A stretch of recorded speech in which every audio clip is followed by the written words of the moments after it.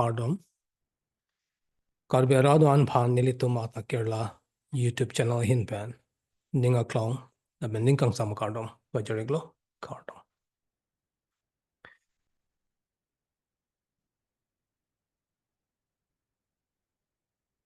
procrastination Lapen son motivation aputha Kedamtang alamar jan long chethanik biglo pinia bangke lahai chethanik gelo pinia bangke ilitum akai aputhak le chethanik lo na ilitum Kedamtang Akai non Dobom Akai Lapen mo Kevangji lang Akai angbong Akacherap aputhak le chethanik lo na stala dak alam thepi pens ta chinik lo ilitum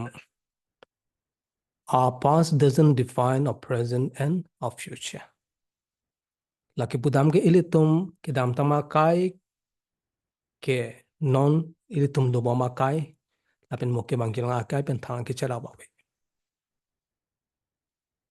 Laso ahogalam ilitum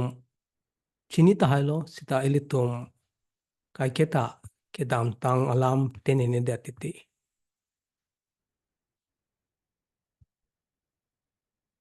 Sida ilitum Kedamtang alam akai phanchama tha iwer pulote ilitum Aphrang unidet. Aphrang unelo athema ilitum Kedamtang alam matha e pulote lake ilitum ningalo mental and emotional blocks pudokokpo mate kai keta klar dak pen matha unidet po kai keta matha it kai keta ningki oi kai keta ningki jangje lahai dokokpo negative emotions dokokpo lake ilitum ha Kedamtang alam phan riphet mate Kedamtang alam lo litet apan ajoni lahai kisung ponangke sida Kedamtang alam ke lake ilitum ahar chicholo hala bangso akai ke ahar chicholo non Dobom Akai lahan la hokke la pen mo Kevangji lang Akai lake ilitum adi deng situ Kedamtang Akai ke lake ilitum adi deng abelo dam etlo apen halak ilitum kalilo athema ilitum ebang amata medical science ateng pen ke ilitum a second tin sikachela ilitum abang long cells ke a second tin si kapre ka kimi ke cheman lake sonthana teng pen lo lasi atumi pen pini ke ilitum kaprek lo kaprek abang lo lasi ilitum ke kalilo lasi Kedamtang Akai ke ilitum kalilo haladak pipi ka cheman ma lake ahar chi cholo inara bang phu arjab ding ahar chi pen abang phu do a hokpet bangke non hello inara bang phu hello hoklo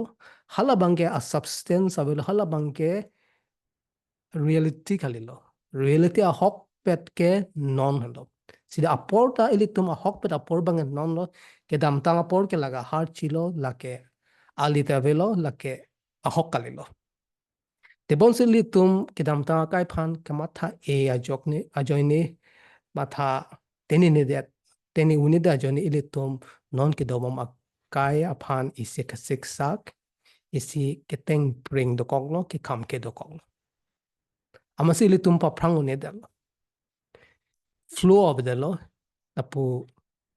teng bring lo chak neb lo thangta Aphrang unidel la sila swabang ilitum ning chibine Kedamtang Akai ke lake ahok kali sida ilitum jongsi holding on to the past negative experiences Aphrang from Kedamtang alam kesemet ke negative pene ningoy lak ningki oy lahela mathadam lo pulte ilitum iningalo ke lak kam ke dokok ningki oy lapen ningki jangje ningki chereng no lahai mental and emotional blocks mada negative akamatha dokok lahai dolo pote ilitum ke kaching nang lo ha aphina thusi nang bung pring lo Aphrang ke dangun elo sita ilitum ning chibine Kedamtang alam ke hok kalilo laka har chi cholo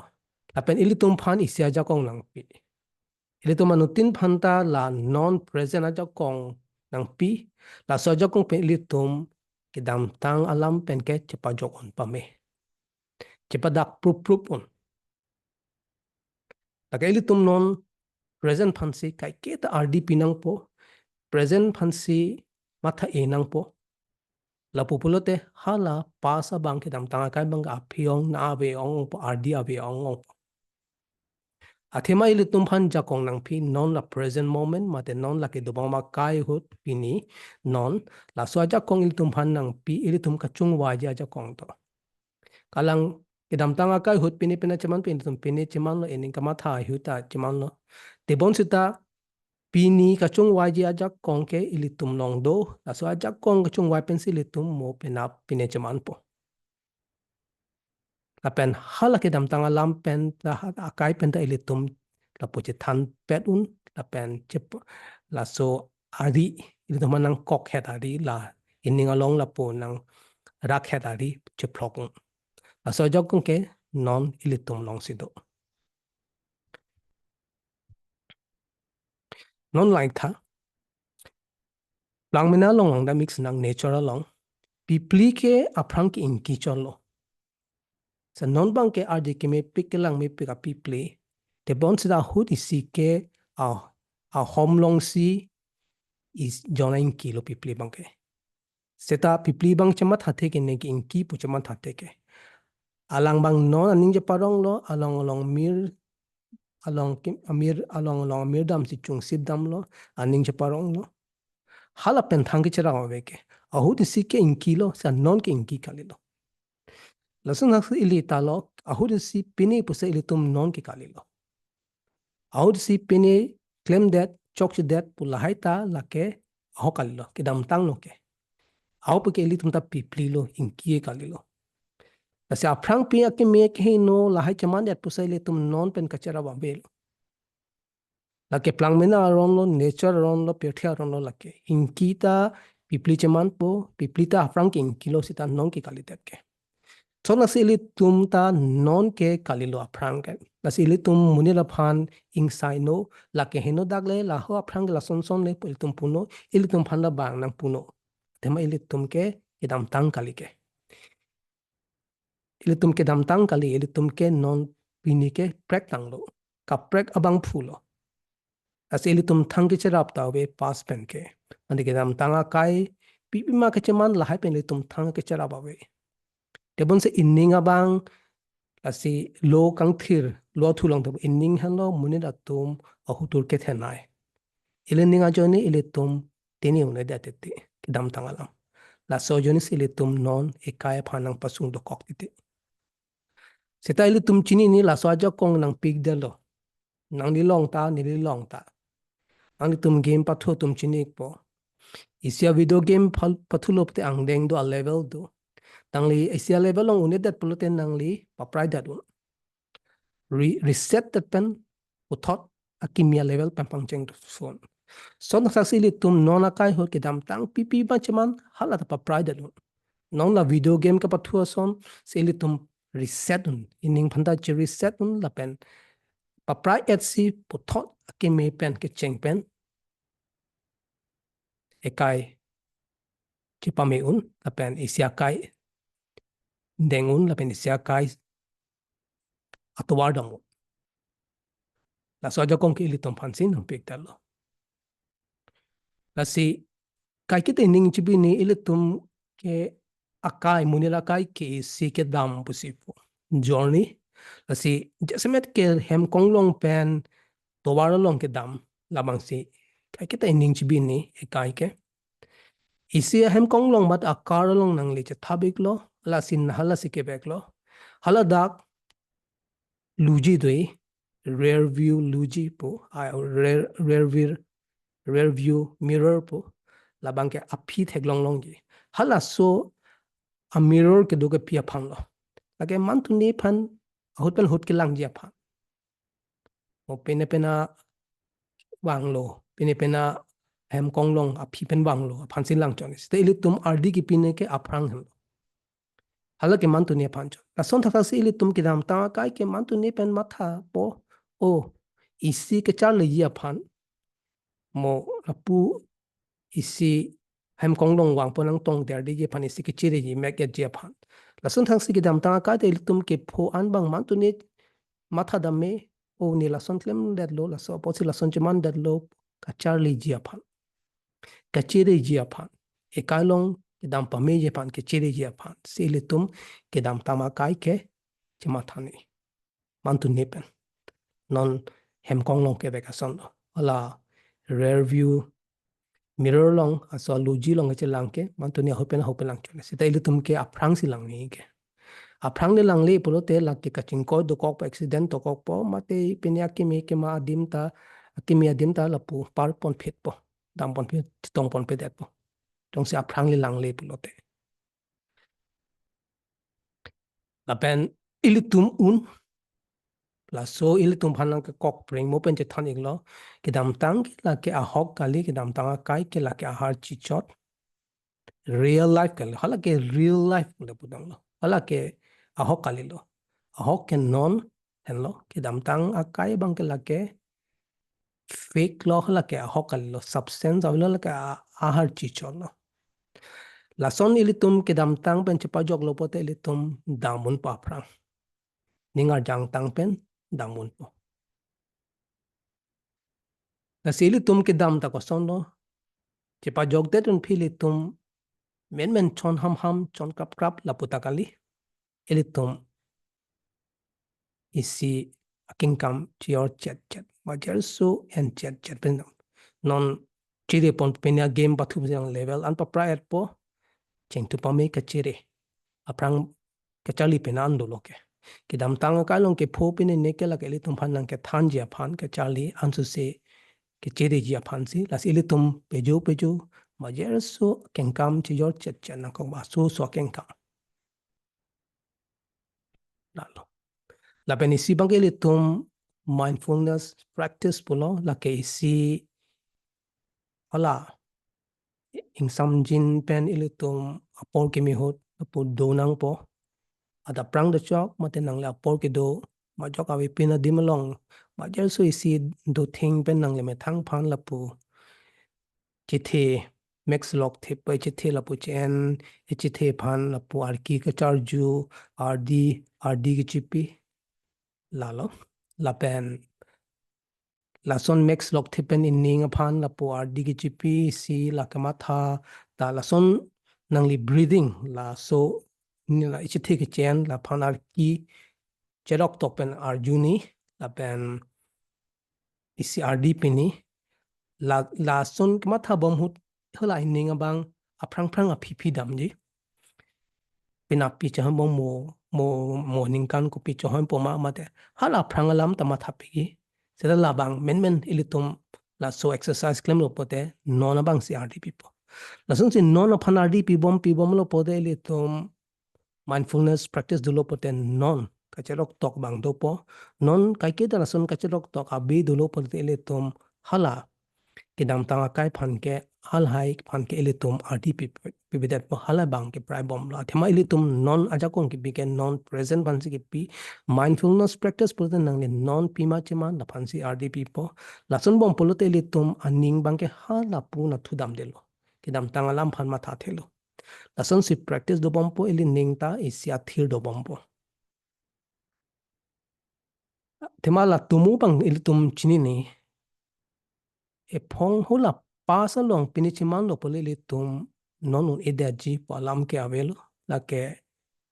pas ke lage ili tum non ke chera pabe non J.K. Rowling person alang li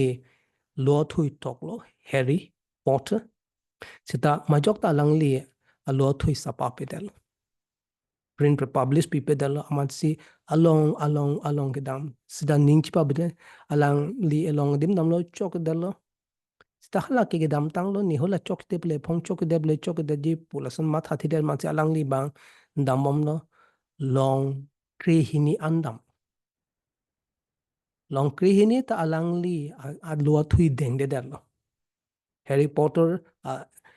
deng de hal ke chengsi Harry Potter and the Philosopher's Stone po a lo thui bang deng de dat sita Bloomsbury atung bang deng dat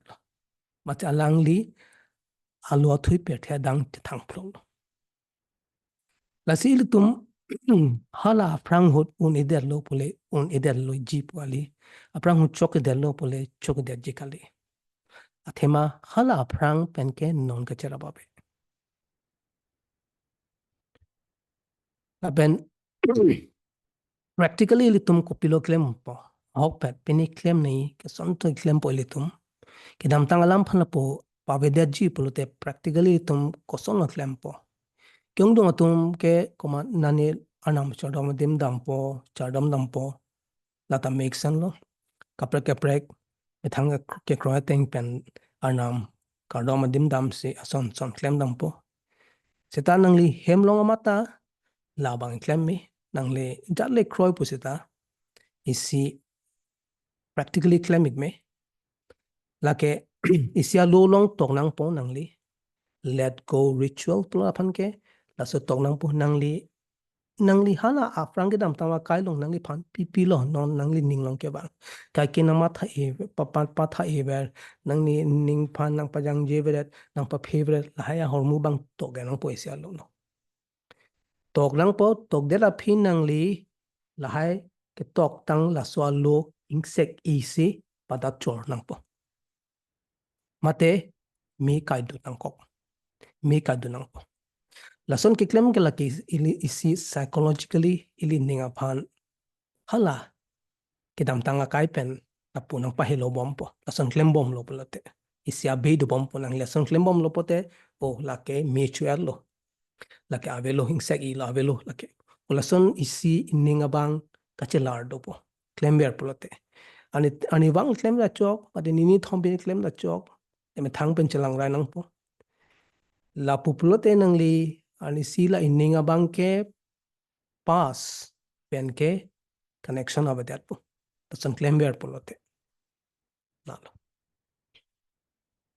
la pen isi bang ke la claim e ilitum pinya sai claim pang cheng lo bajer se ki unanta ilitum talon ne mate celebrate ne ning chaparong ne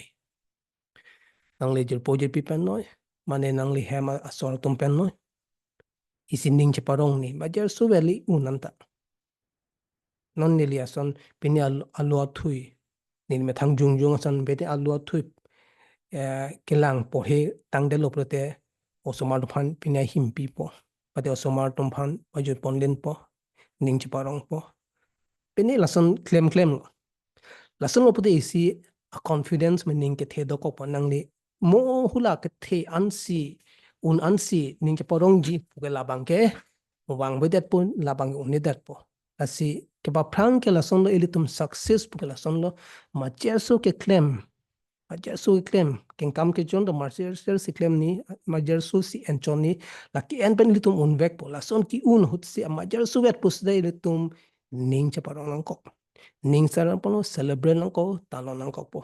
jipo je pitum pen mate thang hem so tum pen halo jipo je pitum pen ke than te an lo ni la son claim dat lo pu than te an lo mane hok pen nang li phan nang le phan mi pik abang phu phan than me seta than thi deta nang li jong sila undel lo ma so sai klem undel lo pote jir poji pintu pen pene ning je parong oi party ma te pene sa jun ra phui la haita dulo pote ele tum isi ning karong do po isi ta keta ning ge the do bom po athema undel lo kala undel lo bat pon bom po tasila lo e kai ke la so kai keta itum so pensi pangbar dam ni isi hem kong long pen tuwar long dam bom ili tumke tuwar phansi ardi pini tuwar long si kenang solo tuwar long si dam ni ili tumke hala so aphi pia hem kong long si ke bangma lake mantuni pen si lang choni si ili tum ardi ke Aphrang si lang ni Aphrang si dam ni lalo la pen isi bangke ili tum Kedamtang pen ke jakong do Kedamtang hal Kedamtang Akai pen pas pen ke elitum cepa jok una jakong non along do non present long do edum jong si non present non apor phansi kai ket rdp ver do polote hala Kedamtang Akai bangke prai pon bompo elitum phan an nang rore dat po Lapen lahan lo kai kita akimi phanil tum deng nei kedamtang ke thangalam velo ilitum pipliason along dam si chungsip dam ni pini chelar ke chelar lo non present ke ilitum chelar el lo hala Aphrang ke kali lo non black rg lo la si non ilitum deng nang po lapen non kupima ke cheman la pipliason along le mire chung sip damason si along ke damason si ning parong si ilitum da non pima ke cheman ilitum la phan si rd pinang po hala Aphrang ason ke kali danang po Aphrang ke ilitum penthang ke chara belo si pina change mande ke chelata non chelarun po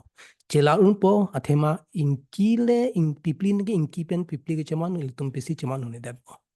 la so ajang kong ke ilitum do ka ke talapu ke chelarji akimi hin kapa Aphrang hin ke chelarje phan ke